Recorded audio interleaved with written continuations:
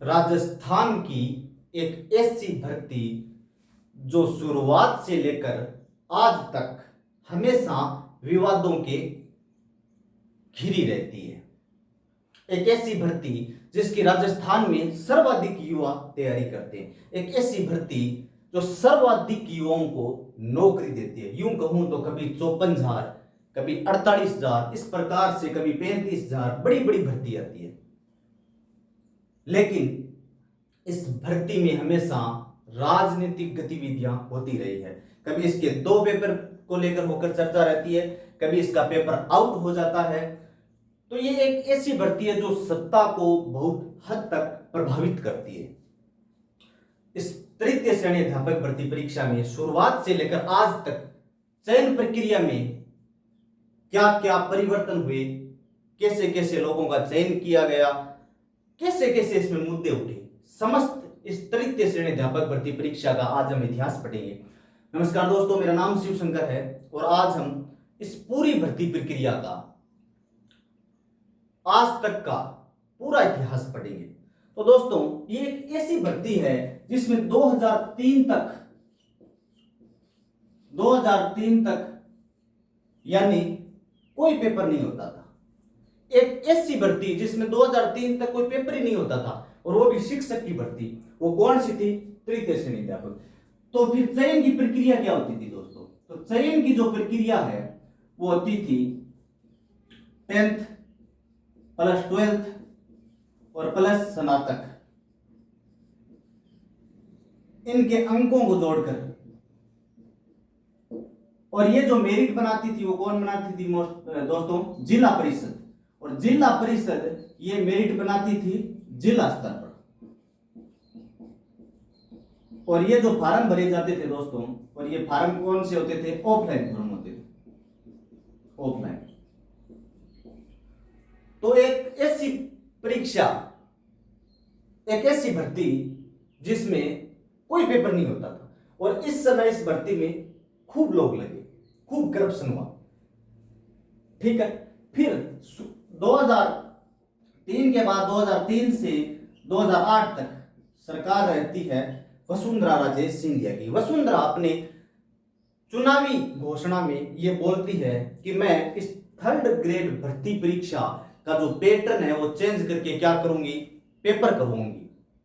और वास्तव में जो इसके योग्य है उनको मैं इस भर्ती परीक्षा में मौका दूंगी। 2003 में वसुंधरा ने घोषणा की पेपर की। फाइनली वसुंधरा राजे सरकार अपनी सरकार बना लेती है। और 2003 में सरकार बनते वसुंधरा ने वैसा ही किया जैसा वसुंधरा ने अपनी चुनावी घोषणा में कहा था। और पहली बार 2004 में वसुंधरा ने इस भर्ती परीक्षा का पेपर करवाया, प्रथम पेपर, इस परीक्षा का प्रथम पेपर, इस भर्ती का प्रथम पेपर। और ये जो पेपर करवाया था दोस्तों, ये आरपीएससी ने करवाया था। और कहां पर करवाया था? केवल अजमेर में करवाया था दोस्तों, केवल अजमेर में करवाया था। और इसमें जो प्रश्नों की जो संख्या थी वो 120 थी। और इस 120 में से 100% दोस्तों केवल राजस्थान जी के लिए थे। 120 में से 100 प्रश्न। और इस समय बीएड का इतना अच्छा क्रेज था कि पूरे राजस्थान में जो पीटीटी की जो सीट है, अच्छा संख्या, वो कितनी थी? केवल 2000, केवल 2000। और इस पेपर में जिन जिन लोगों ने बीएड या बीएसटीसी की हुई थी उन लोगों का लगभग यूं कहूं तो 70 से 80% लोगों का चयन हो गया। किसमें? इस तृतीय श्रेणी अध्यापक भर्ती परीक्षा में। और इसमें नेगेटिव नहीं था दोस्तों, नकारात्मक अंकन नहीं था, नकारात्मक नहीं था। फिर वसुंधरा राजे ने दूसरा पेपर करवाया 2008 में। अपनी जाती हुई सरकार को बचाने के लिए वसुंधरा राजे ने 2008 में भी पेपर करवाया, दूसरा पेपर। और इस समय भी यही प्रक्रिया थी, 120% थे। तो वसुंधरा 2 पेपर करवा के जाती है अपनी सरकार में। फिर भारत सरकार इस समय कांग्रेस की थी। और कांग्रेस का जो मुख्य प्रधानमंत्री था वो डॉक्टर मनमोहन सिंह था। और मनमोहन सिंह को लगा कि जो राज्य सरकारें हैं ये तृतीय श्रेणी अध्यापक में अपने लोगों को लगाने के लिए पैटर्न से ही फॉलो नहीं कर रही है। तो मनमोहन सिंह ने सरकार एक अधिनियम लेके आती है, आरटीई 2009, राइट टू एजुकेशन। और यह अधिनियम क्या कहता है? यह अधिनियम यह कहता है कि कोई भी राज्य सरकार को अध्यापक बनाने के लिए क्या करवानी है? एक पात्रता परीक्षा करवानी है, जिसका नाम कर दिया उसने टेट, टीचर एग्जामिनेशन टेस्ट। और इसके न्यूनतम प्रतिशत निर्धारित कर दिया। और न्यूनतम प्रतिशत क्या कर दिया दोस्तों? 60%। अब कोई राज्य सरकार चाहे तो अपने राज्य में आरक्षित वर्ग को 5% या फिर अपने हिसाब से छूट प्रदान कर सकती है। विडो कैटेगरी में 10% कर सकती है, डिवोर्स में कम कर सकती है, विडो डिवोर्स में बाकी 5% छूट पर। लेकिन क्या है अनिवार्य? पात्रता अनिवार्य है, ठीक है। फिर और इस जो पात्रता का जो सिलेबस है ना दोस्तों, वो सीटेट पे आधारित सिलेबस था दोस्तों, सीटेट पे। और इसमें 2 भाषा अनिवार्य है, 2 भाषा और मनोविज्ञान, ये एकदम अनिवार्य कर दिया। मतलब यूं कहूं तो राज्य सरकार चाहकर भी इस पैटर्न में चेंजिंग ज्यादा नहीं कर सकती, आंशिक परिवर्तन कर सकती है। जैसे अपने स्टेट का थोड़ा बहुत जीके इंक्लूड कर दिया इसके अंदर। तो ये था आरटी 2009। अब राज्य सरकार देखो, अब इस समय जो राजस्थान में जो सरकार थी वो किसकी थी? कांग्रेस की। और कांग्रेस में सरकार थी गहलोत सरकार। अब गहलोत सरकार ने इस पैटर्न को फॉलो किया। ये टेट है ना दोस्तों, ये जैसे राजस्थान में टेट हो गया, उसी प्रकार यूपी में यूपी टेट हो गया। इस सभी राज्यों में टेट लागू कर दिया, मतलब सभी राज्यों को टेट करवाना अनिवार्य है। अब देखो दोस्तों, ये इसके बाद में गहलोत सरकार आई और गहलोत सरकार के पास ऑप्शन बचते 2। अब ये पात्रता परीक्षा के आधार पर कोई भी राज्य सरकार तृतीय श्रेणी अध्यापक भर्ती परीक्षा में नियुक्ति नहीं दे सकती। ये बात भी इसमें लिखी गई है दोस्तों। इस पात्रता में क्या है? इसके आधार पर नियुक्ति नहीं दे सकती, अर्थात चयन नहीं किया जा सकता, चयन। तो अब ऑप्शन क्या है? ऑप्शन सिर्फ 2 ही है। पहला ऑप्शन क्या रहता है दोस्तों कि स्नातक और +2 के मार्क जोड़ दिए जाए, और दूसरा ऑप्शन रहता है मुख्य परीक्षा करवाया जाए। इस 2 ही पैटर्न के आधार पर राज्य सरकार किसी भी अभ्यर्थी को तृतीय श्रेणी अध्यापक भर्ती में नियुक्ति दे सकती है। तो गहलोत सरकार ने ये पैटर्न फॉलो किया दोस्तों, ये पैटर्न फॉलो नहीं किया। इसने 2011 में प्रथम बार क्या करवाया? टेट परीक्षा करवाई। और टेट परीक्षा करवाने के बाद में इसने क्या करवाई? मुख्य परीक्षा। और इसके आधार पर गहलोत सरकार ने चयन की प्रक्रिया अपनाई। फिर 2012 में यही प्रक्रिया हुई दोस्तों, वापस टेट हुआ और मुख्य परीक्षा के आधार पर क्या किया गया? चयन किया गया।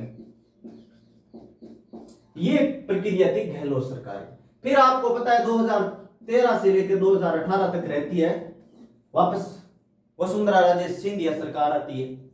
और वसुंधरा राजे ने इस बार कहा, इस टेट की प्रॉब्लम ये थी दोस्तों कि ये जो टेट पात्रता परीक्षा है, इस टेट को जिसने पास कर लिया ना, उसका लगभग चांस था कि मुख्य परीक्षा पास हो जाती और उसका चयन हो जाता, अर्थात संख्या कम हो जाती।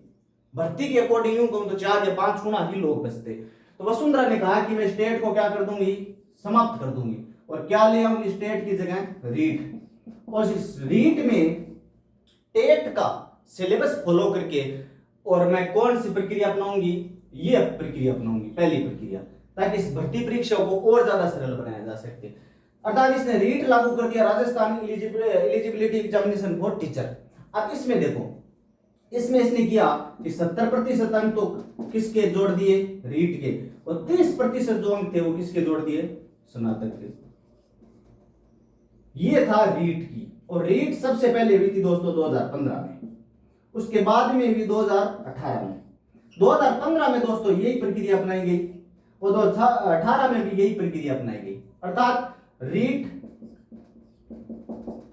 प्लस 30%। और इस समय जो ये भर्ती थी दोस्तों, ये एक बड़ी भर्ती थी, 54,000 की भर्ती थी। पहले 35,000 थी, फिर इसको प्लस करके कितना कर दिया? 19,000, अर्थात ये भर्ती कितनी होगी? 54,000।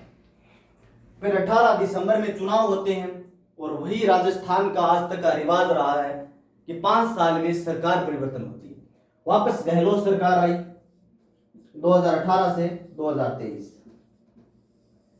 अब इस प्रकार गहलोत ने सोचा कि ज्यादा इसमें परिवर्तन करने की जरूरत नहीं, मुझे लगता है कि ये जो प्रक्रिया चल रही है वो सही है।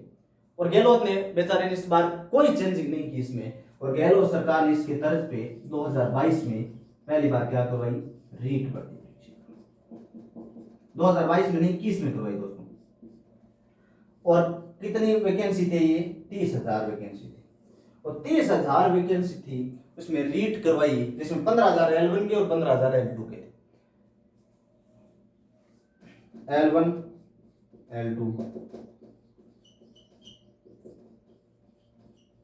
लेकिन दोस्तों इस बार जो ये भर्ती थी ये बड़े स्तर पर आउट हो गई थी। राजस्थान के बेरोजगार युवाओं ने आंदोलन किया, पूरे राजस्थान को जाम किया, और अंत में गहलोत सरकार ने इस भर्ती परीक्षा को क्या कर दिया, रद्द कर दिया। लेकिन गहलोत सरकार ने दोस्तों इस L2 को ही रद्द किया था, ना कि L1 को, और इसको कर दी दे दी थी ज्वाइनिंग, और इसकी बहुत अच्छी मेरिट गई थी। यूं कहूं तो जनरल की 150 में से 131 मेरिट गई थी। क्या पेपर आउट नहीं था? बिल्कुल था, लेकिन नहीं माना सरकार ने, और वही सरकार हमेशा से अपनी तानाशाही करती रहती है। अब देखो फिर गहलोत सरकार ने 2022 में एक बहुत ही अच्छी कमेटी बनाई, और अच्छी कमेटी बना के इस रीट को फाइनली वापस क्या कर दिया, पात्रता बना दिया, और इसके साथ दूसरी प्रक्रिया फॉलो कर दी जिसका नाम है मुख्य परीक्षा। और इस बार गहलोत सरकार ने 2022 में 23 में रीट करवा के और फिर मुख्य परीक्षा करवाई, ये पैटर्न फॉलो कर दिया। ये जो भर्ती थी दोस्तों ये 48,000 भर्ती थी दोस्तों, इसमें से 21,000 थी L1 की और 27,000 थी L2 की। ये है आज तक का तृतीय श्रेणी अध्यापक भर्ती परीक्षा का इतिहास। चूंकि वापस अब भाजपा की सरकार बन गई है, और इस बार सरकार वसुंधरा राजे सिंधिया की न होकर एक ऐसे अनुभवहीन व्यक्ति की सरकार है जिसका नाम है भजनलाल शर्मा, जो कि सांगानेर से विधायक है, और उसने इस बार इस भर्ती को एक नए विवादों में डाल दिया। विवाद क्या है, 50% महिला आरक्षण, और इसके साथ एक नई चर्चा सुनने में आई है कि जो हमारे भूतपूर्व सैनिक हैं उनको भी इस भर्ती परीक्षा में BSTC के समतुल्य मान्यता प्रदान की जाएगी। तो दोस्तों ये भर्ती विवादों में फंसती जा रही है, और आज से पहले भी इसमें बहुत अच्छे विवाद हुए थे। बीएड धारियों को BSTC में मान्यता दे दी, अर्थात बीएड वाले प्रथम श्रेणी के शिक्षक बन सकते हैं। तो फिर इस DLED जो डिप्लोमा इसका कोई महत्व ही नहीं रहा। फिर फाइनली BSTC वालों ने संघर्ष किया, कोर्ट तक इस भर्ती को ले गए, सुप्रीम कोर्ट तक भर्ती को ले गए, और अंत में ये हुआ कि बीएड धारियों को प्रथम श्रेणी अध्यापक भर्ती परीक्षा से बाहर कर दिया। अब वही वापस विरोध हो रहे हैं, और इस बार जो सरकार बीजेपी सरकार है, और बीजेपी हमेशा से अपनी तानाशाही पे खरी उतरी है। तो देखो ये आंदोलन कहां तक सफल होता है, लेकिन हमें हिम्मत नहीं हारनी है, अंत तक सरकार के साथ लड़ते रहना है। दोस्तों ये है तृतीय श्रेणी अध्यापक भर्ती परीक्षा का इतिहास। आप लोगों को कैसा लगा, लाइक कमेंट और शेयर कर देना। तब तक के लिए धन्यवाद। जय हिंद, जय भारत।